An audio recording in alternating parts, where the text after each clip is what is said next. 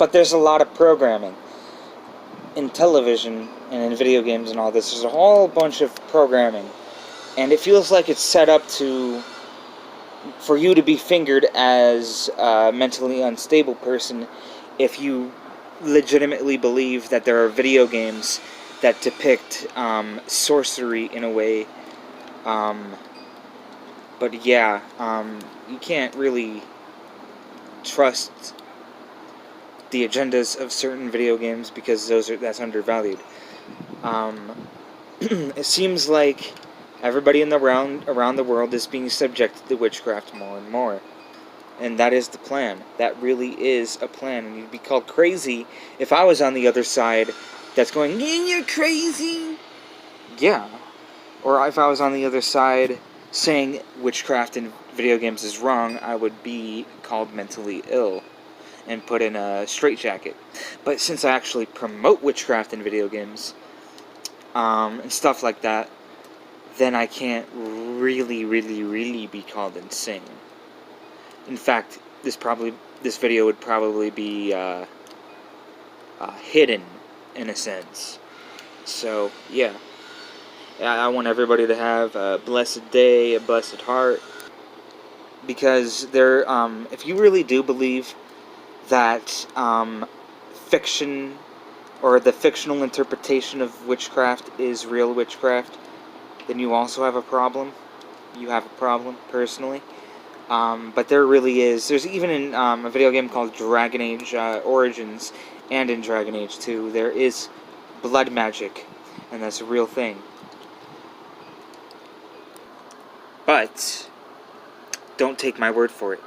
In fact, don't believe that. Don't believe that video games have agendas. Movies have an agenda. Don't believe it unless you want to be a sheeple. Okay? And this is a serious deal here. In fact, that type of stuff in video games might actually be a good thing. Because actually, you wouldn't be surprised if I told you there are real things out there in this world that want to limit your human potential and your spiritual gifts, in a sense. So, really, a lot of video games can be a good format for pagans and Satanists to submit their will to the world. Especially role-playing decision-making games like Dragon Age that have to do with you either siding with the Templars and destroying innocent mages, or helping the mages rebel. Dragon Age 2, really good game. I have a review on it. I do have a review on it, and I highly recommend you check that out. Don't believe those people that say that type of stuff, or when I say video games are a medium for the satanic culture, don't call me crazy. There's really a news article about it, how Satanists use video games to subject their will into it, and have it as a role-playing thing. So, have a good day. But the sheeple will flip out about anything. They will say, oh, mute magic is in video games. They look at Dungeons and Dragons and a lot of other projects and say, oh, well, they're teaching our young magic and stuff like that. But you have to ask yourself, what is really wrong with magic? What's wrong with that? Because in the end, a lot of people say that the fictional video game fantasy games, the fantasy games have subjective witchcraft to subjugate people's minds and all that type of stuff. That's a whole nother issue. And like I said, I just wanted to describe my interpretation of sheeple, and I hope you all have, in a sense, a blessed day. A blessed day. Now, the absolute reality of the situation is that so many people tend to want to believe that video games are demonic, has pagan roots, has pagan something that they really wish they could spot onto what they think. They want to pull it off mentally as if video games were demonic, or video games promoted witchcraft, and video games promoted Satanism. Now, these type of people are absolutely moronic. They don't know how society works. They don't know how people work. They don't know sociology. They don't know psychology. And their baseless roots are nothing. Their baseless roots are absolutely nothing. Because, again, why focus on satanic video games if you're so scared of your kids playing these video games because they have subjective heads? Then say something else.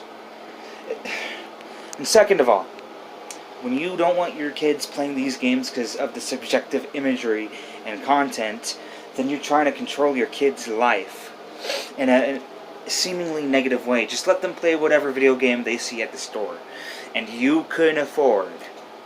You know, that's how a good guide to being a good freaking parent. It has nothing to do with satanic matrix, using video games as medium to sell their black arts or anything like that. No. There are so many video games, and you'd be surprised how many people use that witchcraft medium, the Dungeons and Dragons style, the mage style of video game, as an art form to express something else. In most cases in modern gaming about all this, if the game has mages, they're just another use. They're just another tool to display bigotry, or on the other side, hatred for them, and how unequal society seems to be. They're just another tool to display that real-world scenario with something else, with a video game character. They could be practicing a secret, magical, blood magic type of thing, and they could be hated by all of society and kidnapped and locked inside of a tower, if you want to bring up Dragon Age specifically. Or what about, hey, Skyrim?